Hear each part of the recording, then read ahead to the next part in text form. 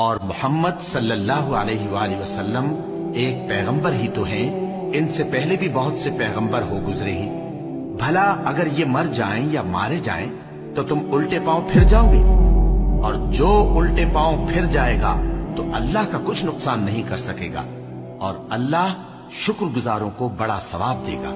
اور کسی شخص میں طاقت نہیں کہ اللہ کے حکم کے بغیر مر جائے، اس نے موت کا وقت مقرر کر کے لکھ رکھا ہے، اور جو شخص دنیا میں اپنے اعمال کا بدلہ چاہے اس کو ہم یہی بدلہ دے دیں گے، اور جو آخرت میں طالب ثواب ہو اس کو وہاں اجر عطا کریں گے، اور ہم شکر گزاروں کو ان قریب بہت اچھا صلہ دیں گے۔ اللہ تک نہ ان کا گوشت پہنچتا ہے اور نہ خون، بلکہ اس تک تمہاری پرہیزگاری پہنچتی ہے۔